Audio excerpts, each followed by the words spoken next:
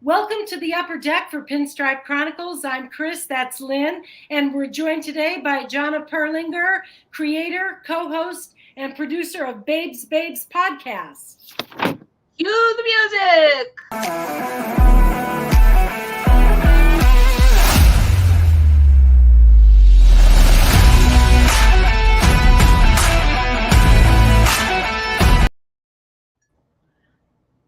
Hey, welcome. Thank you for joining us today. Thank you guys so much for having me. I've been wanting to do this for so long, and it's like the calendars just weren't lining up. So thank you so much. Well, there couldn't be a more perfect time because this is the last day of Women in Baseball Week, and Jonna, we would just love for you to talk about what Women in Baseball Week has meant to you, been for you, and everything else about Babe, and your Yankee fandom and baseball fandom.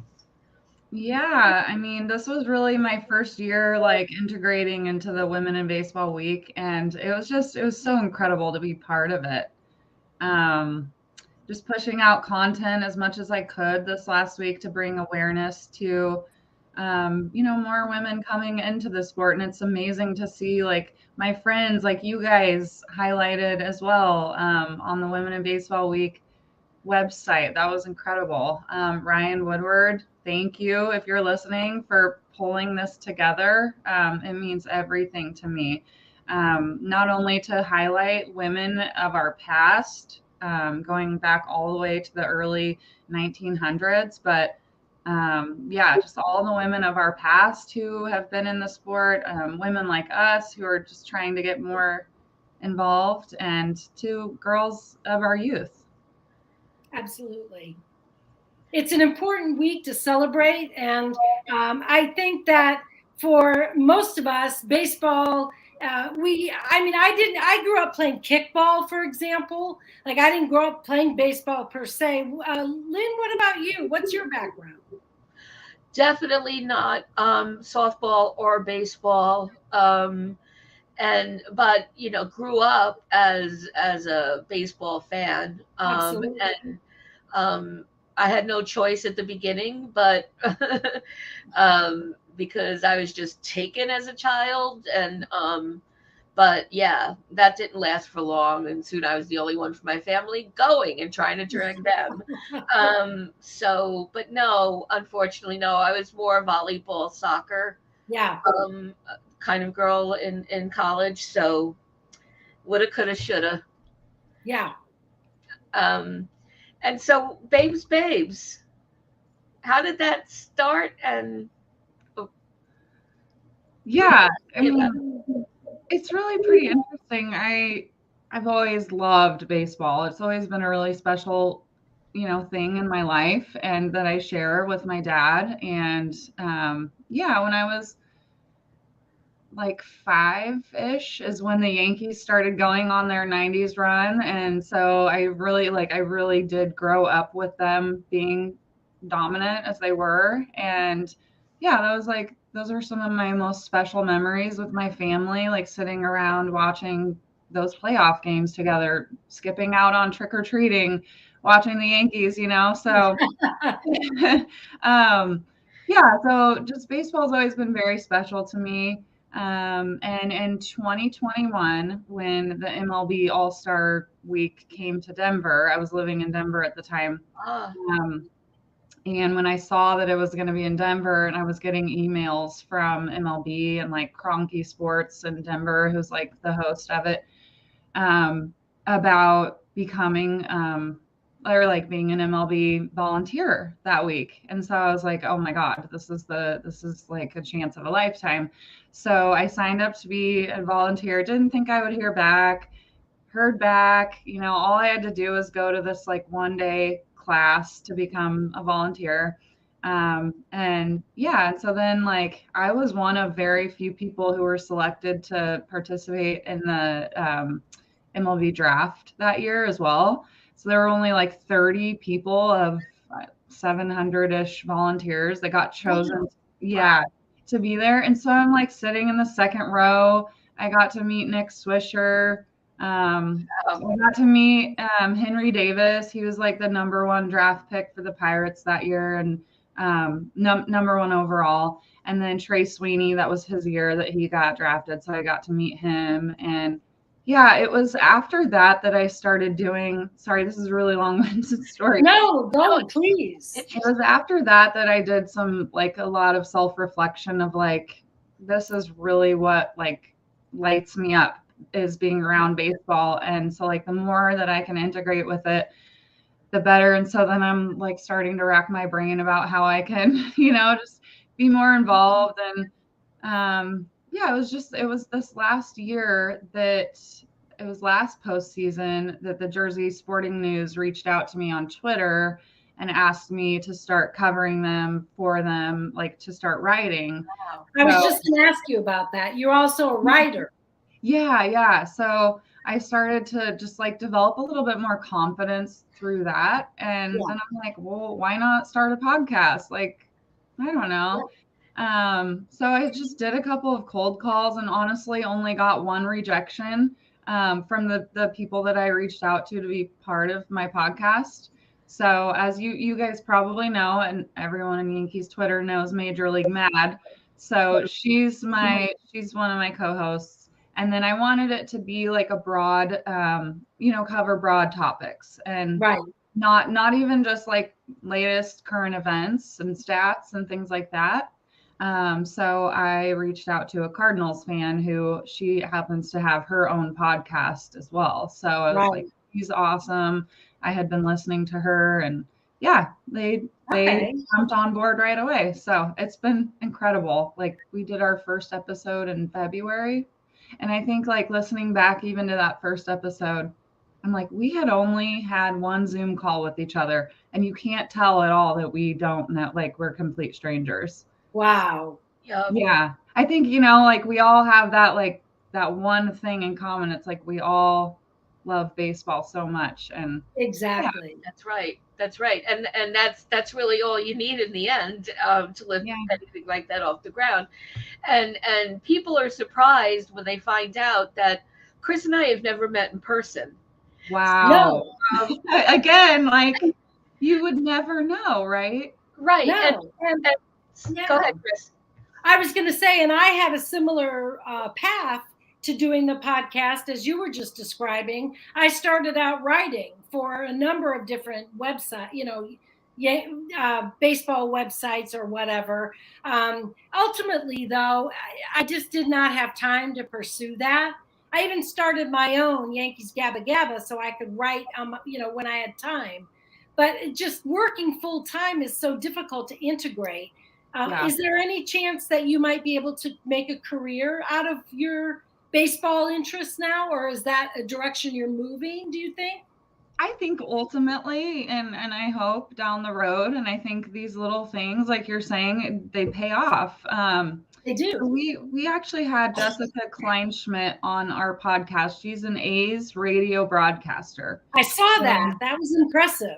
She was so incredible and encouraging.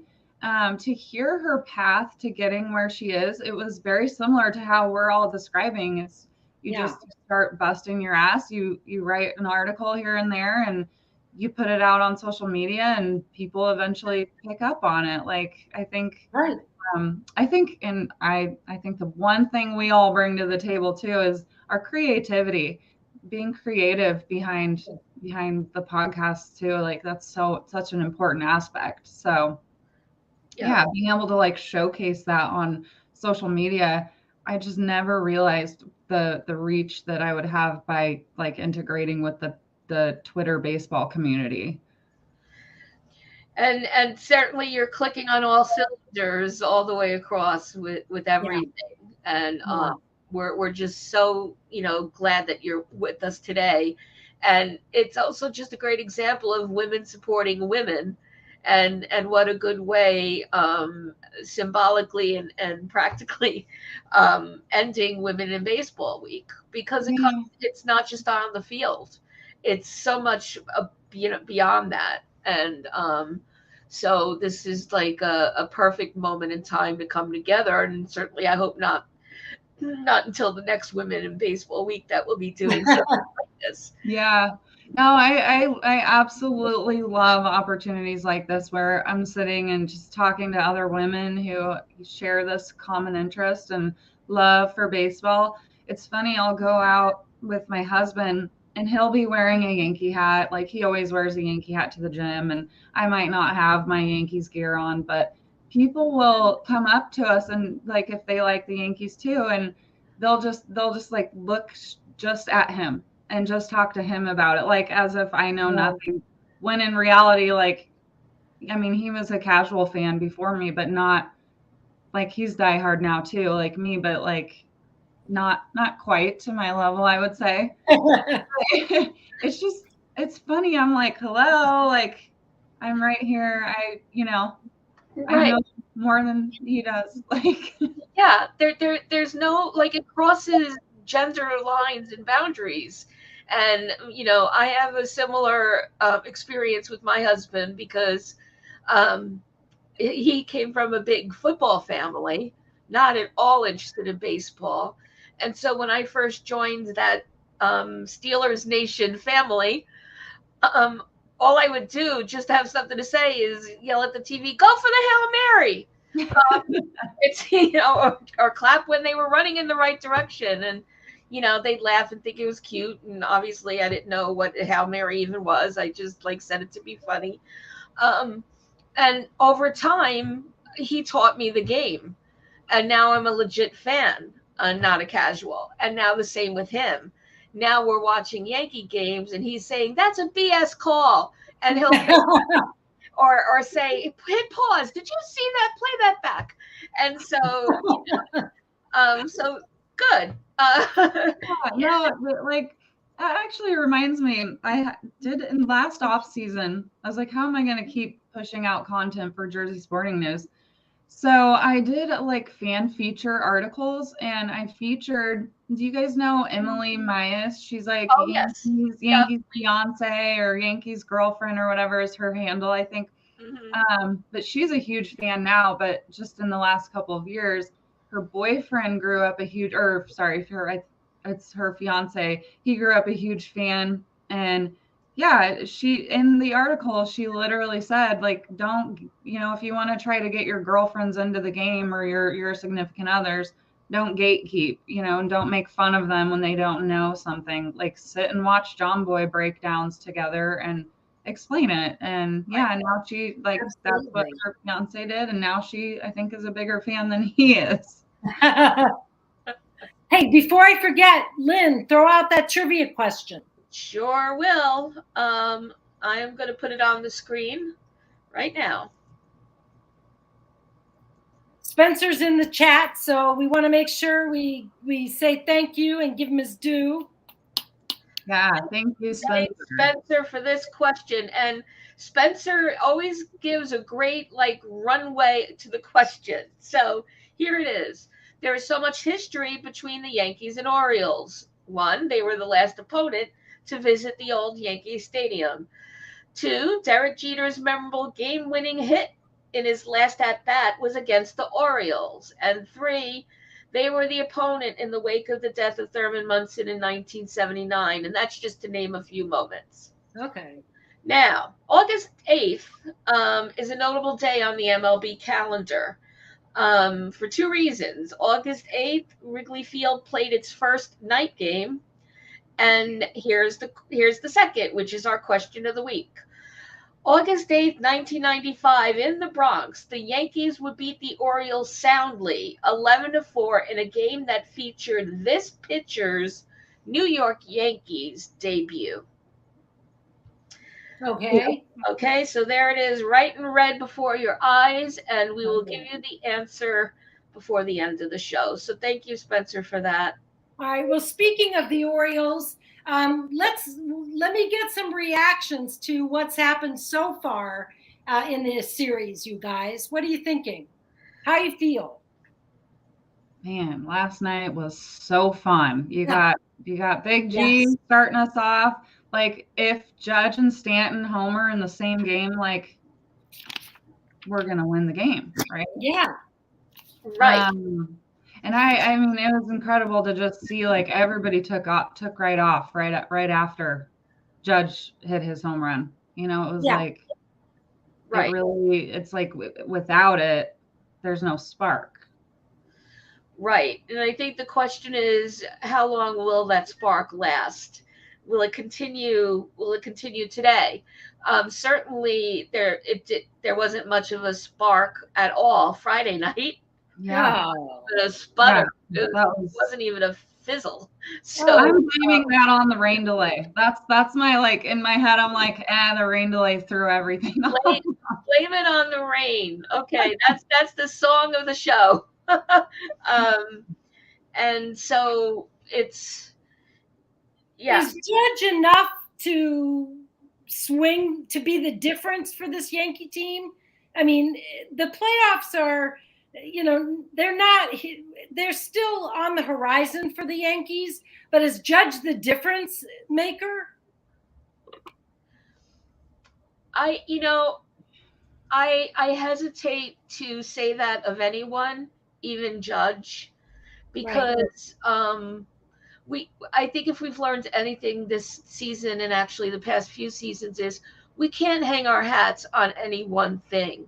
We can't even hang our hats on an entire team like we started this season feeling, right? Remember going out of spring training into the season thinking we're built, man, pitching loaded and and all around the deep bench everywhere, surplus, etc. And here we are, and so just the season leading up to the All-Star break was just dreadful, painful.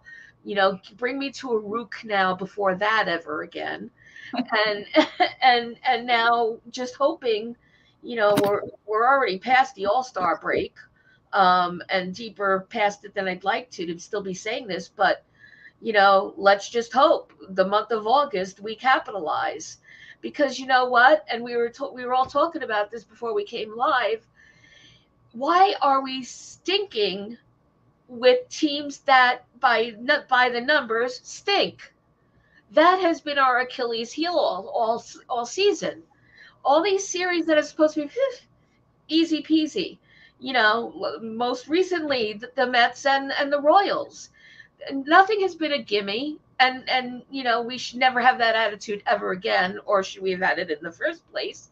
But here we are in a very, very, very tight set of series coming up. O's starting it, and then we face the Rays and the Astros this coming week. Yeah. And so I don't know what you think, JP. That's the thing, is that looking out, we've got a pretty tough rest of the schedule. Yeah. Yep. Really, really tough rest of the schedule in August, and we have some ostensibly gimmies in the middle, because we have the White Sox and Nationals, but we also have the Braves, which could destroy us, not in our division, but by numbers. And then we see the Rays again, and then we see the Sox. So 8 games out, and certainly not locked anywhere near a wild card. Right. Well, if Judge is not going to be the difference maker, or if he is, even if he's a difference maker, I mean, is this a championship team? But don't the Yankees at this point need to make a move? Or as Ken Rosenthal, do they deserve to make a big move? Have they really performed well enough to go out and make the big move? I think that's the question. That's the elephant in the room, right? Like, yeah. I can go back and forth. I can get like stuck in my own, like, to a fault. I am optimistic about the Yankees. That's been how I've been my whole life about them. But in reality, I don't know. I mean, we weren't a playoff team last year, and this is the same team. It's the same team. So it's like it's going to take a giant move, and I don't know that there's anything left moves to be made. Like, who's available? Yeah. I mean, it was interesting. This morning I saw something that the Yankees should be held up to the standards of the Dodgers. This was a tweet by Ryan Garcia from ESM. And I thought that was so wild because since when are the Yankees held up to someone else's standard? Right. That's just absurd. But this is where we are. Wow. Yeah. It is, and yet, so Brian Hope tweeted out that Aaron Boone said that Cashman gave him a little overview of what's going on in the Yankees deadline war room, and they're kind of fielding all these calls. Things build and go away. There's nothing imminent, and so is that like smokescreen? And maybe there is something in the mix, or is that real? And let's remember that Hal said if it looks like we have a chance at a playoff run, that he's going to exceed the tax threshold if he needs to. So what's really going on, we don't know. Of course, there's a lot of general managers out there on the platform formerly known as Twitter, because I can't say X yet. I just can't. That everyone has their own ideas, and if they don't make moves, extend IKF's contract, for example. So just wondering what moves are we expecting? Moves are definitely starting to happen. Chris, you mentioned before we came on that Montgomery moved again, right? Sounds like. Did you see if that's a sure thing, JP? Is Montgomery traded? I have not seen that. I actually did not even know that was happening. Where was he going to go? Orioles, right? That's right. The Orioles of all places. Of all places, yes. Jordan and DeJong going to the Orioles. I did not verify it though. Yeah. So I figured they were gonna try to get a pitcher, but Jesus, that's the last thing we need. Yeah. So we have to mourn him twice. How about Verlander? Like, what are your thoughts on him? Where do you think he's gonna go, or do you think he's not gonna go anywhere? I know he's not coming to the Yankees. I guess he's gonna land back with the Astros, right? Is that the possibility at this point? I think so, because I think now that the Dodgers got Lance Lynn, right? I don't think they're in the runnings for him anymore. That's probably the only place. I thought maybe the Orioles would consider him too, but now if they're going to get Montgomery, yeah, it's interesting, and yet the Yankees are sitting on their hands waiting for this series to tell them something, and it just seems to me that they should make a move, improve this team. Judge is telling us that this team still has fight in it, that there's, you said you're the eternal optimist. I am too. So I want to see the move, make a move. And if, but what would that be? What would that look like? I don't know at this point. I mean, I was really hoping for Giolito. I really love Giolito. That was a shame to see him go to the Angels. Yeah, it really was. And he and Glaber have like the best dynamic. They're actually best friends off the field too. I didn't know that. Oh, yeah. Gio's Glaber's baby's godfather. Like they're really close. Yeah. Oh, so it could be a Rizzo Judge thing. Yeah. For that reason. Yeah. Got another bromance. Yeah, let's get another bromance in the clubhouse. I am here for that. Bellinger still hurt. I'm sorry? Isn't Gio out hurt for like the rest of the year? Oh, I'm not sure about that, actually. I was thinking, we got Uncle Tats joining us here. Hop on. Hey, welcome. Thanks for joining us. Good morning, ladies. JP, thank you so much for coming on today. I've been watching in the chat, and this is awesome. I'm really enjoying this. I wanted to jump on for a couple minutes just to congratulate the three of you and all the other women that have really gone into the forefront and made a voice for women that really love this game. So thank you.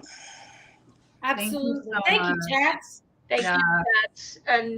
And really, this particular show is here because of you. Yes. No. So it takes the opportunity. Sometimes you create your own opportunities, and sometimes they fall in your lap. And so, thank you for pitching it to us and supporting us all the way. Absolutely. Because I got to tell you, it's when we decided to turn this into a podcast after our last endeavor. You were the ones that really were. You ladies had my back, and I appreciate you. We'll always have your back. Absolutely. And You're awesome. and thank God that that there are like-minded people out there joining us who enjoy talking with women about baseball, not just other women. We definitely have a mix in the chat of men and women, and for that I'm eternally grateful. Yep. 100%. And even though we're women only co-hosts, we let the guys come on every now and then. Well, I just kind of push my way in. Well, you get to, and you're always welcome. But I'm looking at people in the chat and friends we've made. That's the whole thing, is inclusivity. Yep. That's really what this is about. This isn't about women club, male club. It's about belonging and inclusion. So I think we're cutting edge on that. Babes, and Pinstripe Chronicles and this show as part Absolutely. of it. Hopefully there may more come from this, for sure.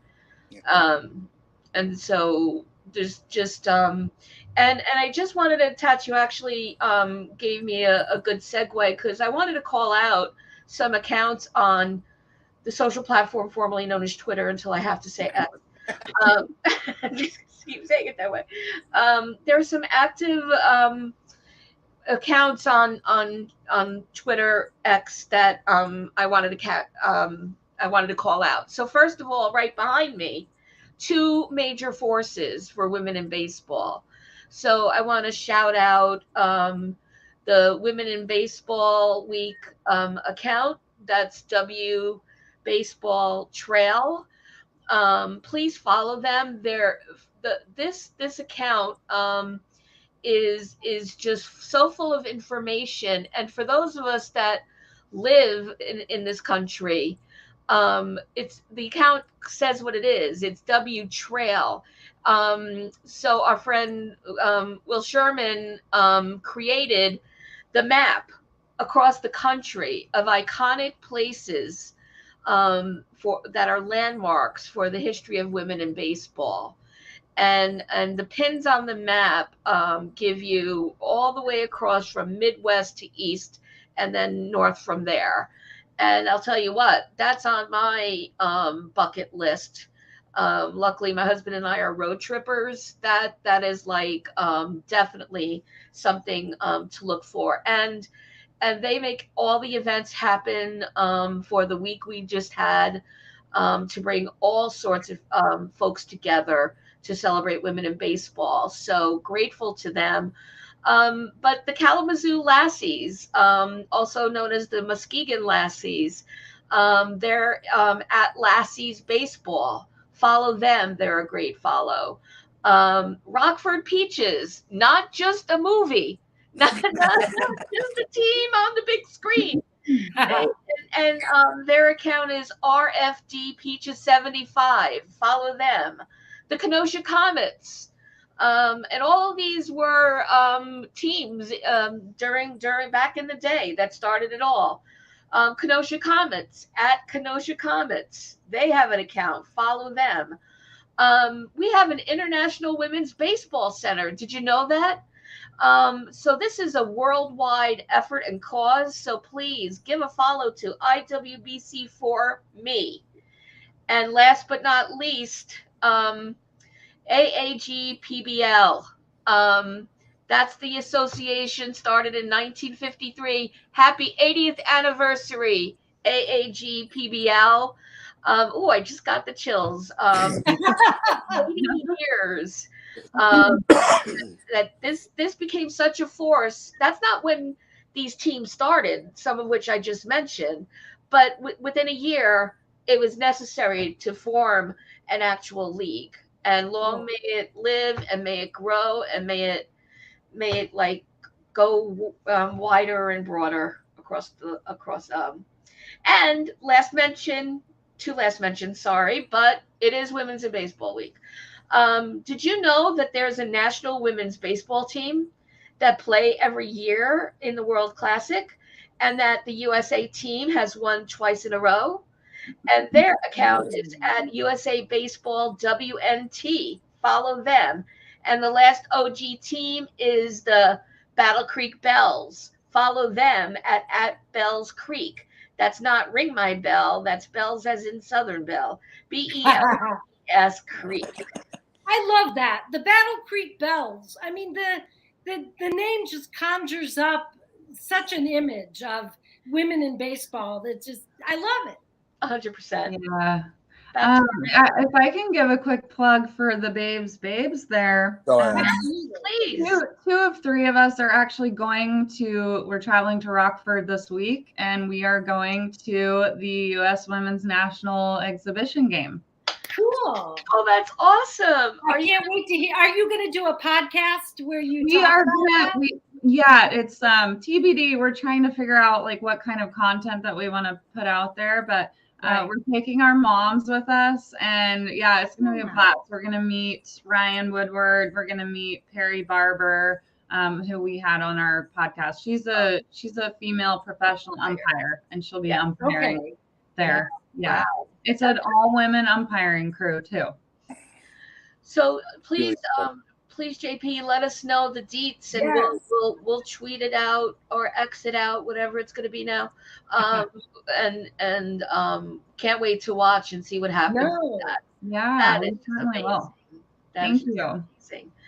And so the chat is continuing with the theme of bringing us back to the present now of 1953. So if you make us go back to reality, I guess we can.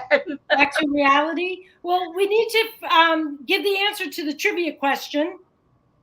Yep, and there was some really good answers in the chat. Okay. But the correct answer is David Cohn. Sunil was right. Yep. So Sunil, you win the prize. So congratulations on that. Yep. None other than our dear old Coney. And he pitched 8 innings that game and got 8 strikeouts. So on 8, he had 8 innings and 8 strikeouts. Yeah, which seems really low. I was really thinking it was something like really like something not obvious, like an actual start. That's why I was thinking Mariano. I thought Mariano as well. He started harder. Yeah, but clearly, this was young Coney. I guess we have to remember that. This is 1995 Coney, but really not so many years shy of the perfect game, right? 8 Ks. It must have been. I don't know what the score, and we won by 11-4. So anyway, David Cohn, maybe if he could be on the mound today, that would have been a good thing to beat them 11-4 today. But in Sevy, we're gonna trust and hope that we see the Sevy that we sometimes get to see. And it's interesting. Sevy was in such a lull, right? And I saw him in Colorado. I was at the Rocky series. I was watching the bullpen, and I was just like, I saw him interacting with Mingo, and I was like, man, he has a little spark in his eye. Like, I don't know, it was kind of silly in my head, but I was like, he looks like he's got a little bit of a spark to him. And then turns around, and then in Anaheim, he had a good game. Like he's back. Right. Yep, and that's what we want to see is that all the time instead of Yeah, something we notice. And he wants it. The thing is, if everyone had the work ethic and the accountability Sevi has, can you imagine where we might be right now? So that's not it. And we're just gonna have to hope, especially against a Orioles pitcher, who's somewhere in the sixes for ERA. If the lineup ends up, this was from the probables, but you know, um, what do we think? It's another rubber game Sunday, by the way. So yeah. we always have Yeah, we've had a lot of rubber games this year. our streak continues. I think this is like the 20th consecutive Sunday that it's been a rubber game day. So what do we think? What are our chances today? Well, before I log off, because I want to give you girls back the spotlight of the show, I Okay. think we're actually going to get a solid effort from Sevi. I think that being competing against the AL East, he's kind of had solid, not solid starts, but good starts. He's just got to get through it. I think he's starting to find his rhythm after the injury. I think he's holding back. He's afraid to re-injure himself this late in the season. So he's just got, once he gets trust in his body, I think we're going to see the Sevi that we expected. But I am going to sign off. JP, thank you so much for hanging out. Just remember, before you girls sign off, just make sure that you promote your show, wherever they can find you on social media. And again, JP, thank you. And thank you for all the work that you do for women in podcasting. Thank you so much for having me. Yeah. Take care, Tats. Yep. Okay. Bye, Tats. Bye, Tats. And I think that before we go, let's just say whether we think are the Yankees going to make a move or not make a move. What is your gut feeling? This is where I get a little pessimistic. Me too. I think we tend to put our eggs in big, huge baskets, and these deals flop at the very end. And then, just like last year, I think we were supposed to deal Glaber, and that deal fell flat. So that's when we dealt Montgomery, and I don't know. I don't feel too great about it, just because I don't see who we would even get at this point. I think they're too big of fish to fry for cash. Right. I agree. What do you think, Lynn? I think that Cashman said what he had to say to, unconfuse the fans at that point in time when he said that he would open up his wallet. Yeah. I don't buy it. And I don't think to expect anything, certainly not along the lines of a Bellinger. And because that's been in the wind for a bit now. Right. I say we stay put and perhaps look for what could be done internally. And to that point, maybe it is time to have Florial join the 40-man. We know he's out of options, and I'm so tired of seeing the tweets about the X's about it. Because that everyone is still, and rightly so, perhaps, why Allen, why McKinney, why aren't you committing to Florial? So, no, I think, right, Joe. Yep, Joe, I'm with you. That I think it's minor, and yet Jonathan is saying that we'll make a move that no one is thinking of. Right, but it'll be something like, am I remembering the name right? Shane Brown, isn't that a name that's been thrown around? The Arizona Diamondbacks. Have you seen that? That's the kind of move that I think we could expect. Something under the radar that we roll our eyes at, which we've been doing with Cash. Yeah, if anything happens, it's going to be something that we have not speculated on, right, and not necessarily would have wanted. Right. So, exactly. but there's nothing happening in the war room per Boone.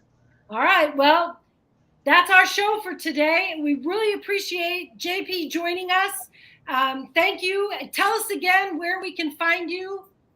Yeah, so I'm on Twitter at 90s Yanks Kid. And then the Babes podcast is on Twitter at Babes Pod and on Instagram at Babes Podcast. And when do you guys do your podcasts? We're kind of sporadic. We don't have like a set schedule. Yeah, so for now, we kind of try to do like every 2 to 3 weeks. And we release on Mondays. Gotcha. That's great. And on all the platforms. Forgive me if you already said that. We're on YouTube, Spotify, and Apple right now. Okay, great. Fabulous. Well, again, thank you, Lynn. Thank you. And appreciate all the information about women in baseball. That was such an important thing to highlight for us this week. And appreciate all of you in the chat room. Don't forget to like, subscribe, and we'll see you next week. Go Yankees! And follow Babes podcast before you leave the deck. And as always, you'll always have a seat with Chris and me every Sunday right here on the upper deck. Go Yankees!